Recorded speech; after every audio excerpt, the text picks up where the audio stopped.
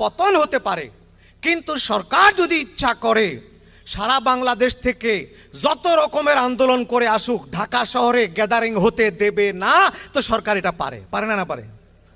আমরা এর আগে দেখেছি কেরানীগঞ্জে নদী বন্ধ করে দিয়েছে, বাস বন্ধ করে দিয়েছে, ট্রেন বন্ধ করে দিয়েছে, মারধর করেছে, জ্বালিয়েছে, পুড়িয়েছে, আন্দোলন থামিয়ে দিয়েছে। সরকারের পতন হোক পরে, কিন্তু আন্দোলন হতে দেয়নি। সরকারের এই শক্তি নাই, আছে না? না আছে, আছে।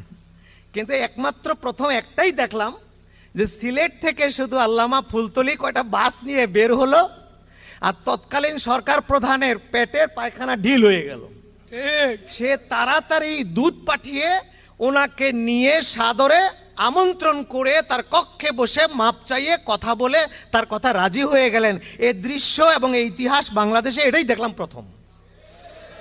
কত বড় শক্তি থাকলে একটা মানুষের, তিনি তো সারা বাংলাদেশের ডাক দেননি, তিনি শুধুমাত্র সিলেট থেকে রওনা করেছিলেন। সেটাই সহ্য করতে পারলো না নির্বাচিত শক্তিশালী একজন গভর্নমেন্ট, একটা গভর্নমেন্ট সহ্য করতে পারলো না।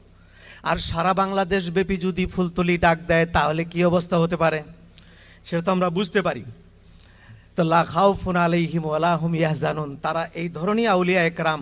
আমি আমাদের আলহাজ হযরত মাওলানা কবির উল আমিন খান সাহেবের প্রবন্ধের তার আবেগ বিজড়িত অংশটুকু যদি উল্লেখ না করি, তাহলে বাকিটুকু যদি বিবেচনা করতে যাই যে তিনি কত বড় শক্তিশালী ছিলেন, যে এদেশ থেকে গিয়ে আরেক দেশে আন্দোলন করে অধিকার আদায় করার জন্য গিয়েছেন এবং সেখান থেকে তিনি বিজয়ের বেশে দেশে ফিরে এসেছেন। ওনার সঙ্গে পরিচয় হয়েছে, যথেষ্ট পরিচয় ছিল, আমরা জানতে পারলাম প্রবন্ধের মাধ্যমে।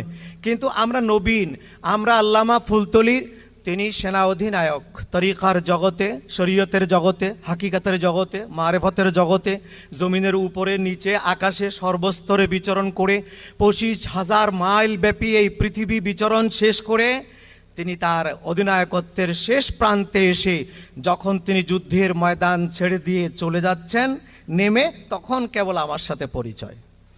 সারা জীবনের ময়দানের খবর আমি কিছু জানি না। হ্যাঁ, তার মূল্যায়ন আজকের এই ছোট্ট সেমিনারে আর কয়েক পাতার প্রবন্ধে সম্ভব নয়। তার মূল্যায়ন সেদিনই হবে, আমরা জগৎবাসী দেখতে পাবো, যেদিন তার জীবনের উপরে বাংলাদেশে বড় বড় বিশ্ববিদ্যালয়ে পিএইচডি করা হবে। আমরা দেখব সেদিন, আজ থেকে কয়েক দশক পরেই শুরু হয়ে যাবে আল্লামা ফুলতলির ইতিহাস বিভিন্ন পাঠ্যপুস্তকে যখন অন্তর্ভুক্ত হবে, তখনই কেবল আমরা তাকে মর্মে মর্মে উপলব্ধি করতে পারবো। শুধু তাই নয়, আমাদের পরবর্তী জেনারেশন পারবে।